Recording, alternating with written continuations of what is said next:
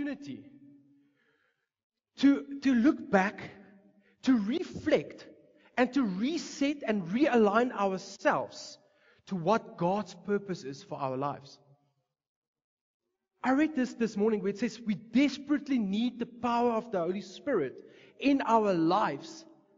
And thank God, it is without hesitation, without delay, available. The Holy Spirit wants to be involved in our lives. So, our topic today is from persecutor to proclaimer to transformed life. And as I'm saying that, everyone would already know who I'm talking about. And that guy's name was Saul, who later became Paul. Now, many of us enter a new year with New Year resolution, a New Year wish list, or New Year goals. And there's nothing wrong with that. But I want to encourage you, before we cross into the new season, we must first examine our hearts. Because a new year doesn't change you unless God changes you. And that is why today we are diving deep into one of my favorite transformations, testimonies in the Bible. Now, as I said, we're going to look into Saul, who later became Paul. A story so dramatic, so powerful, so unexpected, that it still shakes nations today. A story that reminds that God can transform a life in a single moment. And that is the greatest chance you've got to experience. That's the greatest thing we can experience in the new year. Now, Saul was a man who hated Christians. He hunted them down. He threw them into jail. He tore apart homes. He separated families.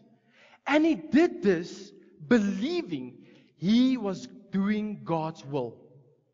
But one day, one encounter, everything changed. An encounter with Jesus Christ, a confrontation with truth, a collision with grace. And from that moment, Saul didn't just start believing. Wow. He started following. He didn't just accept Christ. He lived for Christ. He didn't just preach. He gave everything, including his life, for Christ. Paul's story teaches us three truths.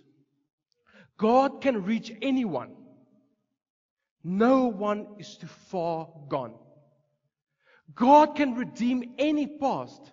No sin is too deep for His grace. And number three, God can use any life, even the most unlikely person.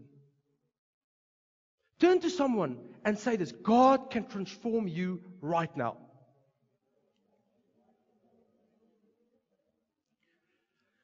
There's 4 points for today. 1, Saul the persecutor. 2, Paul the transformed. Number 3, Paul the suffering servant. And number 4, my favorite, Paul the unstoppable worshipper and witness. I read somewhere that somebody asked this guy, said, if you die today, what is something that you want people to remember about you? And his response was this: the day I die, I want people to remember my faith. And I pray that this will be our lives as well. That people will remember our faith. Don't you want to turn to Acts 8? Most of today, we're going to stay into the book of Acts.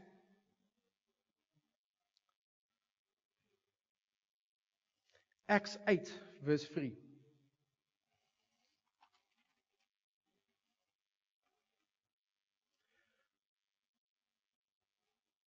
So the first verse in Acts 8 says this: Saul wholeheartedly approved of Stephen's death. Wow. Verse 8.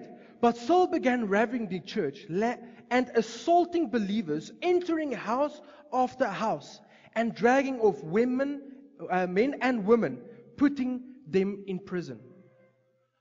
Friends, Paul was not a casual enemy. He made it his mission to destroy the church. He had authority, he had power, he had backing, and he had passion.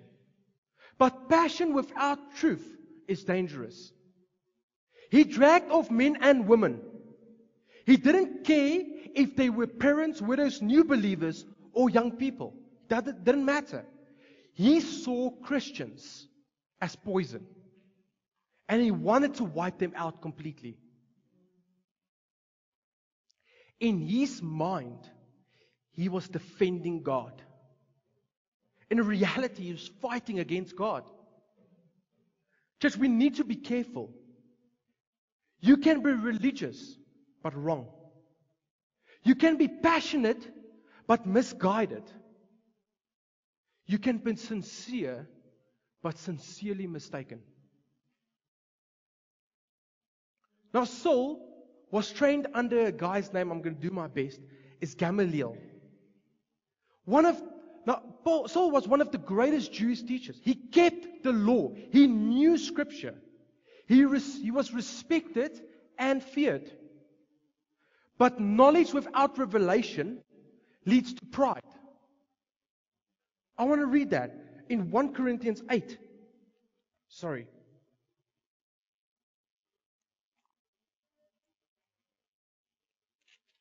1 Corinthians 8.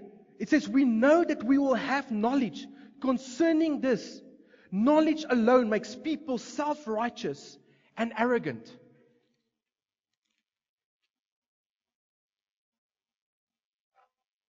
Knowledge without revelation leads to pride.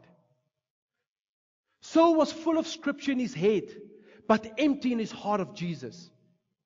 Many people know about God, but they do not know God. They do not have a relationship with God. Saul was convinced he had perfect vision, but yet spiritually he was so blind.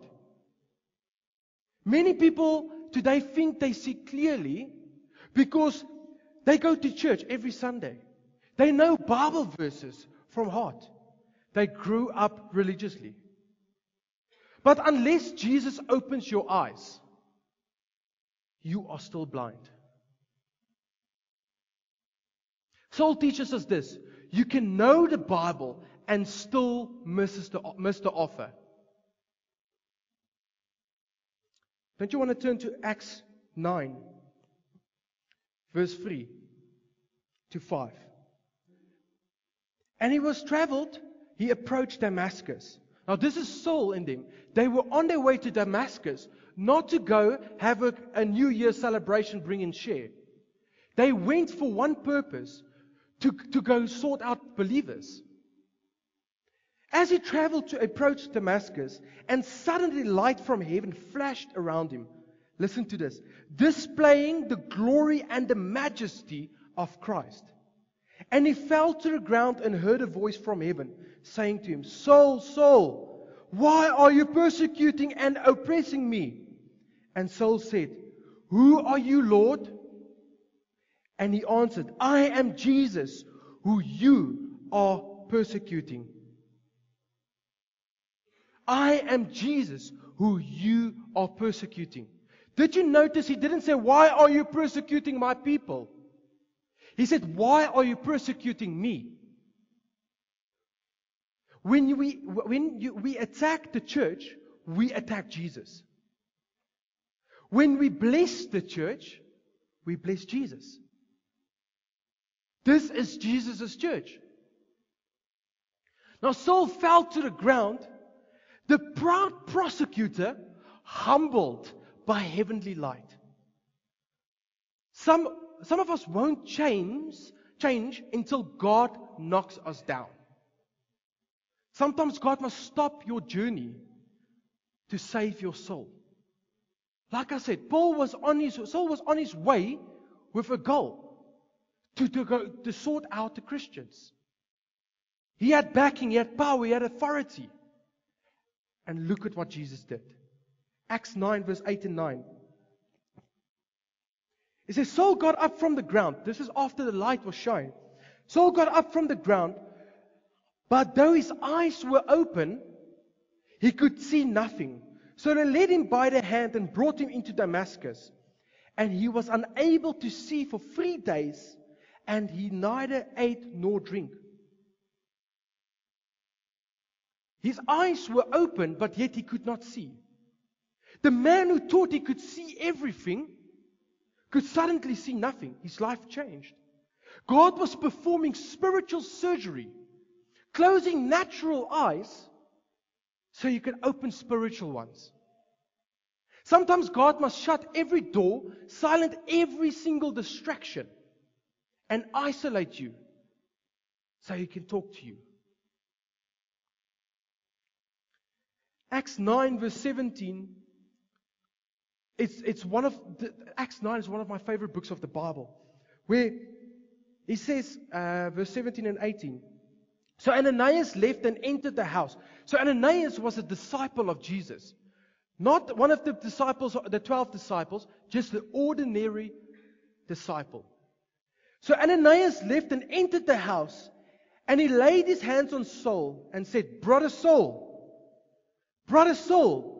the Lord Jesus has said, Brother Saul, the Lord Jesus who appeared to you on the road as you came to Damascus, have sent me so that you may regain your sight and be filled with the Holy Spirit, in order to proclaim Christ to both the Jews and the Gentiles. And immediately something like scales fell from Saul's eyes, and he regained his sight. Then he got up and was baptized. The first words that Saul heard from a Christian after the encounter with Jesus was what? Brother. That was the first words he heard when he said, Brother Saul. Do you see the grace that Ananias had? I'll show you now in the Word. Where Ananias knew Saul, he understood Saul's goal, his vision in life. And still the grace is powerful. The church welcomed their former enemy.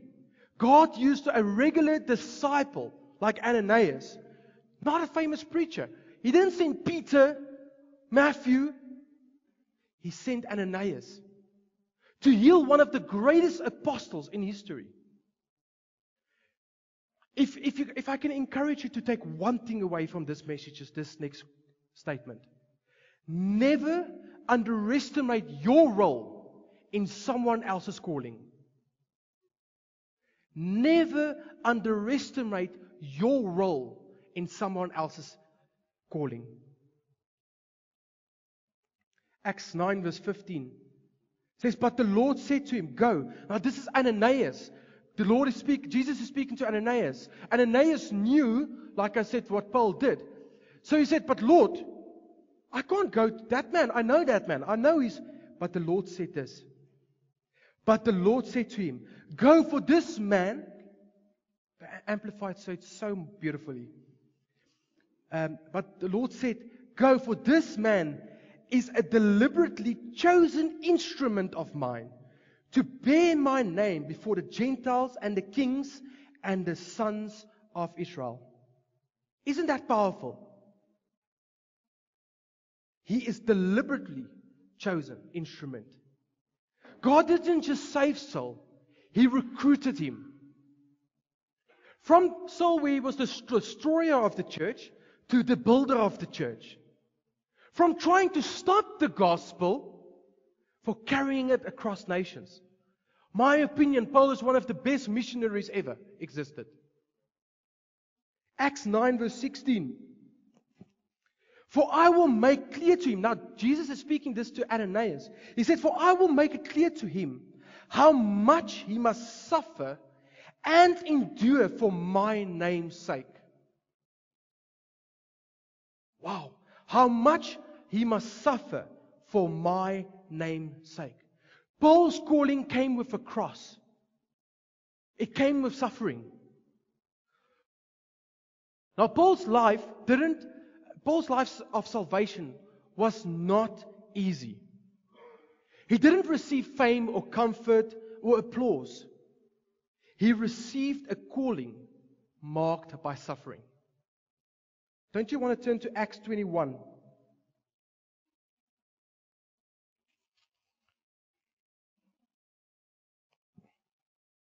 Acts 21, verse 10 to 11. And coming to see us, he took Paul's white belt. Now this was a prophet that the Lord sent. So Paul and his disciples were gathering like this, almost like this. And coming to see us, he took Paul's white band and belt sash and bound his feet and hands and said, "This is what the Holy Spirit says. In the same way, the Jews in Jerusalem will bind the man who owns this band, and they will hand him over to the Gentiles," and the Amplified says, pagans. The prophecy that Paul's going to experience was public. It was dramatic, it was shocking even. Everyone begged Paul to avoid Jerusalem. His disciples. Now just imagine for a moment that this prophecy is spoken over your life. That if you go there where you are sended, you're going to be tied up and given over to the Gentiles. Now, most of us will say, yeah, sure. But here's another question. What if I say that prophecy is spoken over your child? What will our response look like? Some of us would say, "Lord, that's surely not your will. Surely not." Some of us would cancel our trip and not go there anymore. Some of us will call our grandparents and say, "Pray for us, because I'm staying." Paul's response was this. He did not panic. He doesn't get defensive. He doesn't say, "I need confirmation." This year at Global Equip, there was a guy preaching, and he used an illustration. He said, he tells his child to go clean the room. And a day later, he goes to the room and he asks his son, "Is the room closed?" He says, "Dad, don't worry, I'm busy watching a video how to do it. Just need confirmation." A day or two later, he says, "Son, is your room clean?" "No, I'm watching a podcast. I'm listening to a podcast now." He just did it much better than me. Paul simply said, "I'm in." Listen to what he says in Acts 21, verse 13. Then Paul replied, "What are you doing?" Now his disciples are telling him, "Hey, don't go there." And Paul's response then replied, "What are you doing? Weeping and breaking my heart like this? For I am ready not only to be bound and imprisoned, but even to die at Jerusalem for the name of the Lord Jesus Christ." The prophecy is that he will be binded. But Paul goes up and he says, "I am even willing to die for the name of the Lord Jesus." Now this is surrender. This is maturity in his faith. This is love for Christ. He once put Christians in chains, but now he's ready to wear the chains for Christ. Listen to what this man endured. I want to read it. 2 Corinthians 11.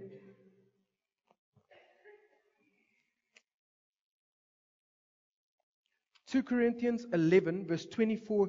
This thing just opened a whole different perspective of what Paul had to endure. Now, Paul, what we just read in Acts, he said, "I will endure so much more."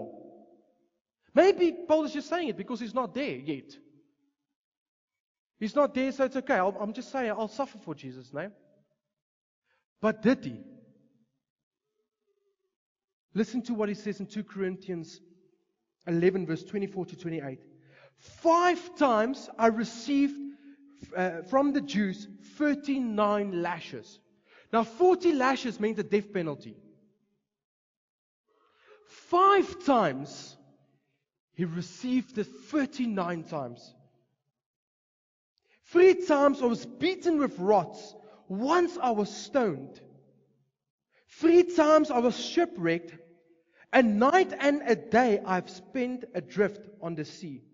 Many times on my journey exposed to danger from rivers, danger from bandits, danger from my own countrymen, danger from Gentiles, danger in the city, danger in the wilderness, danger on the sea, danger amongst those opposing to be believers. In labor and hardship, often unable to sleep, in hunger and in thirst, often driven to fasting for lack of food. In cold and exposure, without clothing, beside, listen to this. We want to endure it now, but listen to what he says in verse 28. Beside those external things, there is a daily and inescapable pressure of my concern for all the church. After all that, now Paul was whipped multiple times.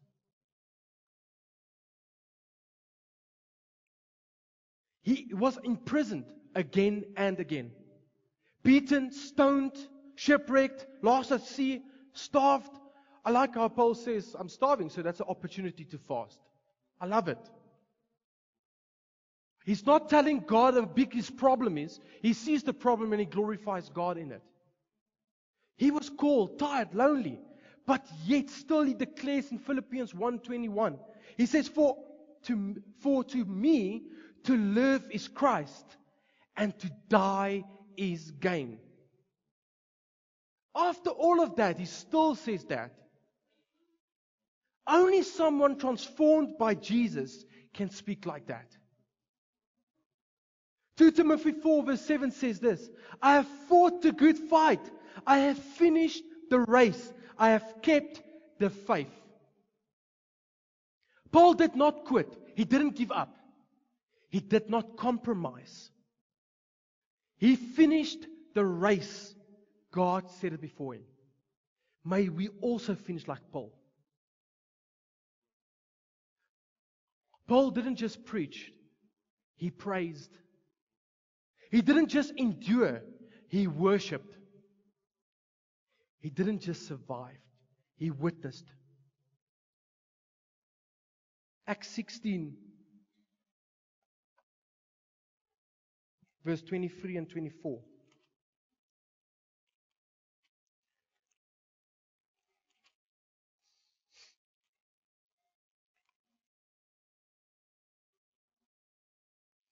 And 24.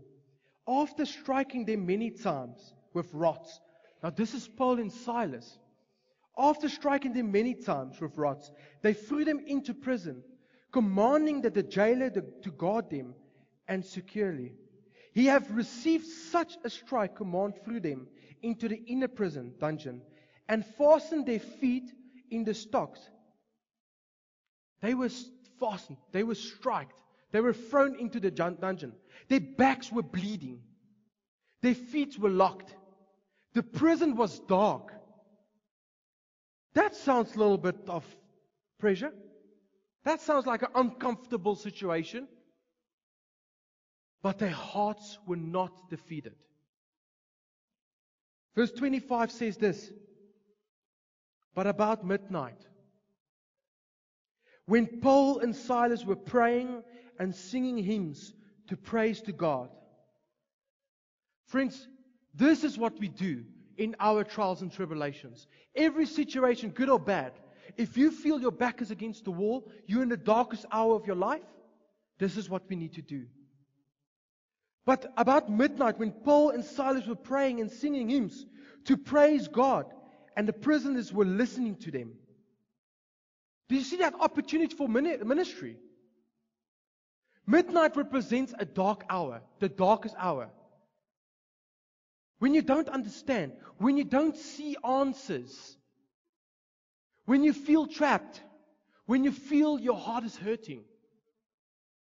Yet Paul and Silas decided Not that their situation, their surrounding, confined them, but they praised and worshipped to the Lord Jesus Christ. Their chains could not choke their worship. Praise confuses the enemy. Praise invites the presence of God. Praise breaks spiritual chains. Who doesn't want to be in a bad situation and know God's there with them? Praise. When the devil reminds you about, oh, you're not good enough, keep on praising. You're not praising hard enough. Look at what God's response was. God shook the foundations. He opened the doors. He broke every chain. Acts 16 verse 30 says, and after they brought them out of the inner prison, he said, sirs, so this is now the jailer. So after Paul and Silas are worshipping, the ground began to shake, doors opens, chains falls down. So what does the jailer do? He wants to take his own life. But they shout out, don't worry, we're all here. And this jailer's life changed.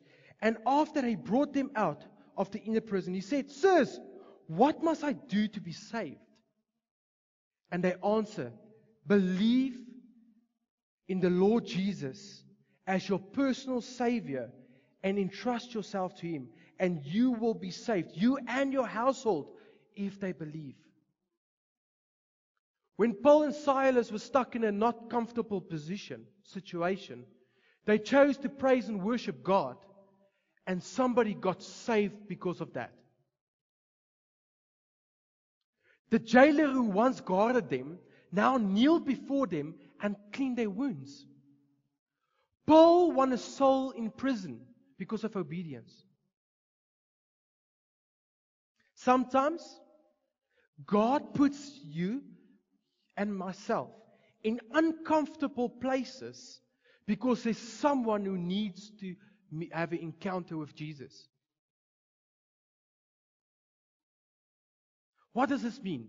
No one is too hard for God to reach.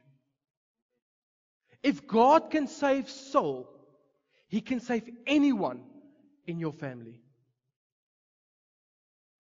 I want to encourage you. If you have a brother, sister, mom, whoever, friend, pray without ceasing. Keep on praying for them. And worship God and glorify God as if it's done like that. Your past does not disqualify you. It will become your testimony. Yeah, but I can't go pray for this friend of mine because he knows my past. Us too. We were naughty together.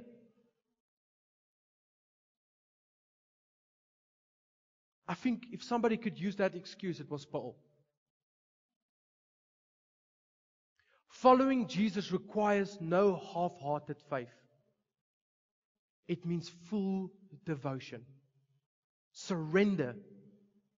Worship is warfare. If Paul could praise in prison, you can praise in your trials, your problems, your situation. Nothing is too tough for God. His grace, His love is enough. Family Saul tried to stop the gospel, but Paul spread it across the world. Saul arrested Christians, but Paul became one. Saul shed the blood of believers, but Paul shed his own blood for Christ. His life shows us this. God's grace is better than our past. It's bigger. It's greater than our past. God's power can transform any heart. God's calling is worth everything. It will cost you. What will you carry into the new year? Will you carry the fear of Saul or the faith of Paul? Will you carry the anger of Saul or the obedience of Paul? Will you carry the blindness of Saul or the surrendered vision of Paul? A new year will not change you. You can think the new year I'm going to be a bodybuilder, but if you do not show up to the gym, it means nothing. But a fresh surrender to Jesus' will, that will change your life. Will you surrender your life like Paul did this morning? Will you say, Lord, I am willing to live for you, whatever the cost to me? It will not be easy, I promise you that. Life as you know it will never be the same. Paul's story shows us that. Let God transform you like He has transformed Paul. Let Him prepare your spirit. Lay down your past. Step into your calling. This is a year of transformation. This is a year of surrender. This is a year of Paul-like boldness. Let the Holy Spirit speak to your heart with surrender, purpose, and passion. Amen?